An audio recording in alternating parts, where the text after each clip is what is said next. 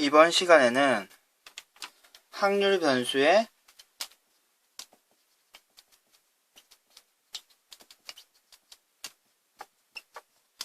평균과 표준 편차에 대해서 한번 공부를 해보도록 하겠습니다. 다음과 같은 상황을 한번 생각을 한번 해봅시다. 이 상황이 직관적으로 이해되면 확률 변수의 평균과 표준 편차가 아주 쉽게 이해가 될 수 있기 때문에 여러분들이 딱 집중을 해서 내용을 들어주세요. 선생님이 여러분들에게 제안을 합니다. 여러분들이 주사위를 던졌을 때 1, 2, 3이 나오면 선생님이 여러분들에게 100원을 줄 겁니다.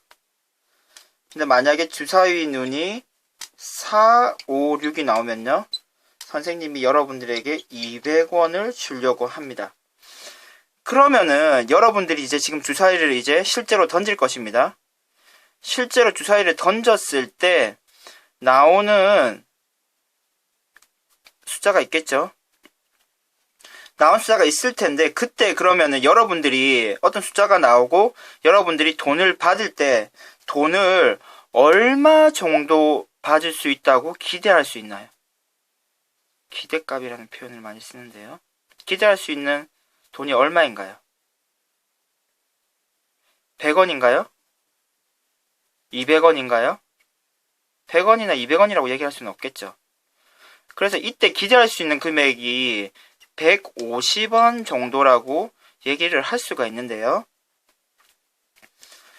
그러면 이 150원이라는 금액을 어떻게 계산할 수 있는지 한번 확인을 한번 해봅시다. 그럼 이러한 상황을 확률 변수 X를 받는 금액이라고 하면 100원일 수도 있고 200원일 수도 있죠. 그때 확률은요? 100원 받을 확률은 2분의 1이죠. 그리고 200원 받을 확률은 역시 2분의 1입니다. 그러면은 이때의 기대값은 어떻게 계산을 할 수 있냐면은 100원 곱하기 2분의 1 더하기 200원 곱하기 2분의 1 이렇게 계산을 하면은 150원이 나오죠. 그럼 이 150원을 우리가 변수 x에 기대할 수 있는 값이라고 해서 다음과 같은 표현을 사용을 합니다. expectation의 대문자 2를 사용하고요. 그러면 확률 변수 x에 평균이라는 표현을 쓰거든요. 150이 결국 선생님이 지금 기대값이라는 표현을 썼는데 결국 이것이 지금 확률 변수 x의 평균이 됩니다.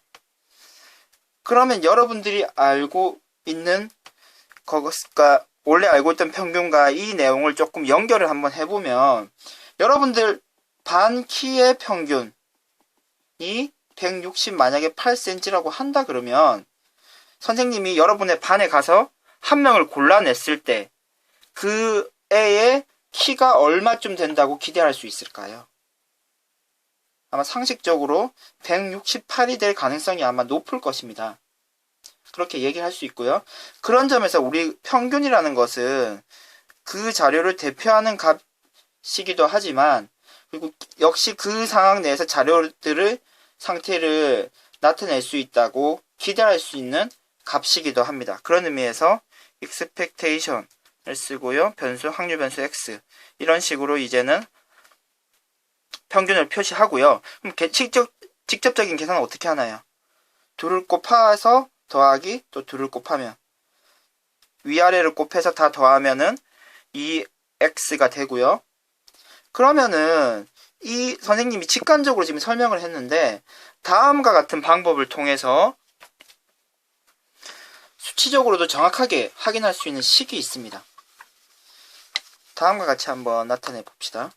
지금 이 표를 만약에 주사위를 6번 던진다고 생각하면 선생님 어떻게 그릴 수 있을까요?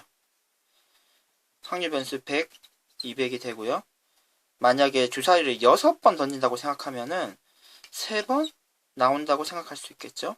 200원도 3번 나온다고 생각할 수 있을 것입니다.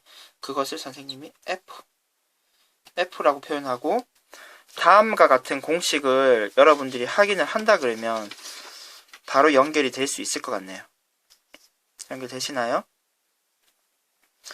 결국 이것을 F라고 하면은 다음과 같이 도수 분포표에서 평균을 구하는 것과 같아지는데, 그러면 선생님 평균의 이 식을 한번 이렇게 적어보면 완전히 이해가 될 것입니다. 지금 이 식을 선생님이 이렇게 적을 수가 있죠. 이 부분에만 따로 떼서 적게 되면 x1 곱하기 어떻게 되나요? f1 그리고 f1 더하기 f2의 fn이 되죠. 그리고요 x2 곱하기 f2의 f1 더하기 f2의 fn까지 되고요. 이런 식으로 해서 xn의 fn 그리고 밑에는 역시 f에서 fn이 됩니다. 결국 그러면은 지금 이 모양을 보니까 이 모양이 뭐랑 비슷합니까? 결국 확률을 계산하는 방법과 같은 거죠. 전체 개수분의 f1의 개수. 이와 같이 실제로 우리가 평균을 도수분포표에서 계산했던 평균의 방법을 식을 이렇게 바꿔놓고 나니까 x1을 확률 변수라고 생각하면은 그 빈도수가 나오는 모습이 우리가 알고 있는 확률을 계산하는 방법과 일치하는 것입니다. 따라서 우리가 위아래를 곱해서 평균을 계산하는 방법은 이와 같이 도수 분포표에서의 평균을 구하는 방법과 연결을 해서 생각을 할 수가 있습니다. 그럼 마찬가지로 우리가 확률 변수의 표준 편차도 이와 같은 방법으로 설명이 가능합니다.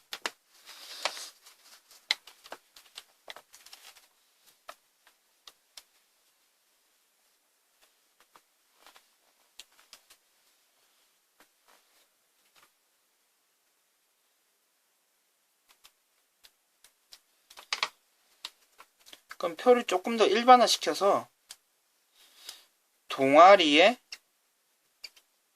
가입한 수, 사람들이 가입한 수를 확인하고 그 가입한 수의 인원을 한번 확인해 봅시다. 동아리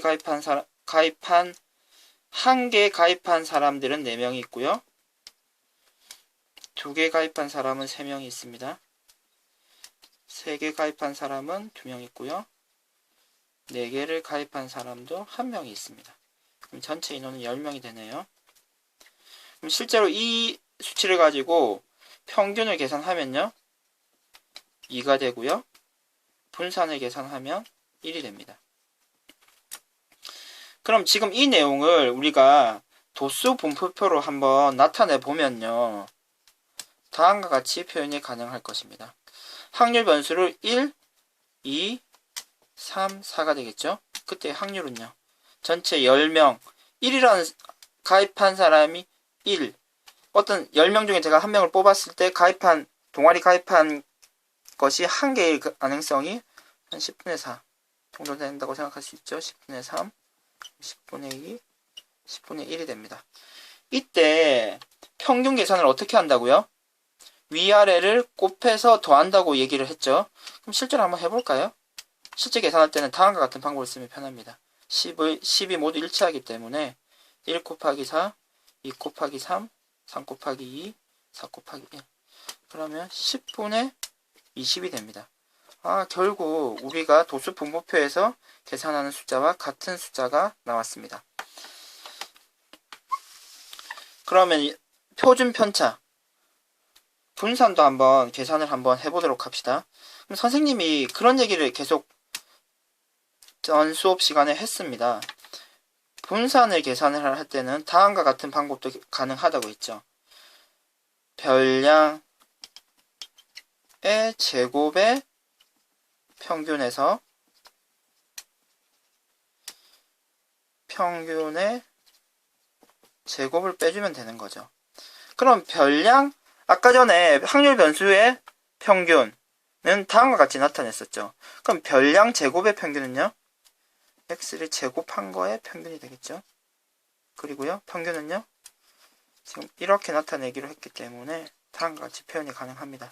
그럼 여러분들이 앞에서 앞으로 아주 많이 볼 표현입니다. x의 분산 베리에이션이라는 숫자 영어 단어의 대문자 V를 따서 분산은 Vx라고 표시를 하고요. 다음과 같습니다. 그러면 지금 이 숫자는 어떻게 계산하면 됩니까?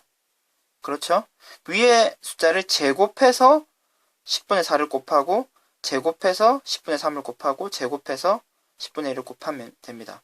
그럼 실제로 계산을 할 때는 다음과 같은 형태를 취하면 편할 것 같네요.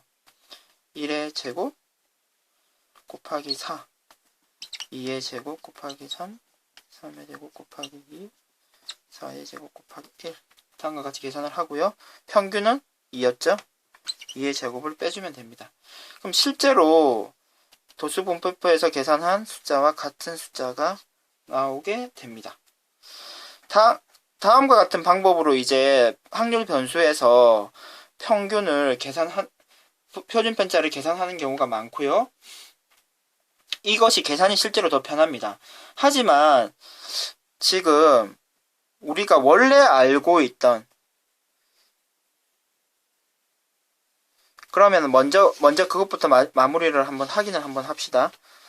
확률 분포, 도수 분포표에서의 분산 계산하는 방법 중에 다음과 같은 방법이 있었죠.